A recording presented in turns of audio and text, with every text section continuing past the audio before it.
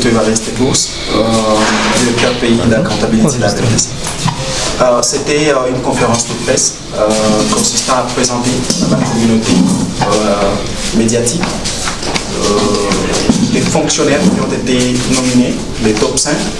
de la campagne Integrity Icon pour l'édition 2023, mais aussi lancer de manière officielle la campagne de vote sur terrain afin de sélectionner avec la participation de citoyens les champions de ces top 5 de fonctionnaires nominés dans la province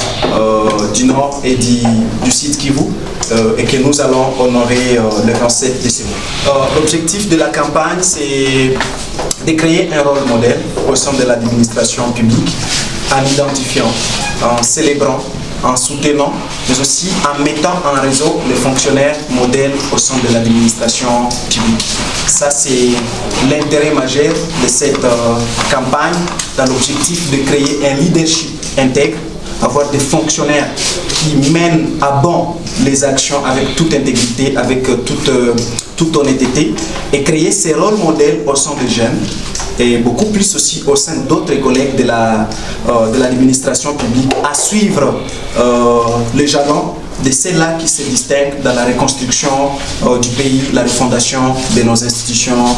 de gouvernance en République démocratique du Congo. Les votes vont se passer à 3 niveaux. On a d'abord le vote en ligne qui se fait à travers notre site integrityicon.org où les citoyens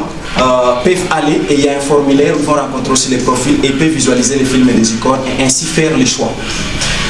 Il y a aussi la deuxième voie, c'est on a mis aussi en place une plateforme WhatsApp où les gens peuvent voter en envoyant les numéros de leurs candidats à ces messages. Et il y a un numéro qui est diffusé où ils peuvent envoyer le numéro du candidat et automatiquement ça ouvre des boîtes de dialogue et ils peuvent opérer les choix. Donc il y a les sites, il y a cette voie de vote par WhatsApp et la troisième voie c'est les votes par SMS. Il y a 2 numéros, un de Vodacom et un autre d'Airtel où les gens peuvent envoyer juste les numéros du candidat de leur choix et il sera pris en compte par notre panel de dépouillement de ces résultats. Le message que nous lançons à la communauté, c'est de participer activement à ce processus de vote,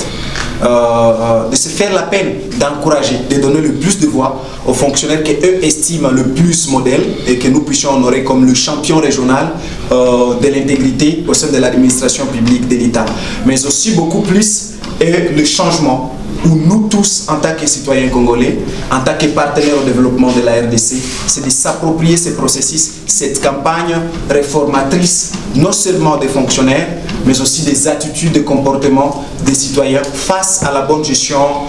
du pays, au développement durable et global de la RDC.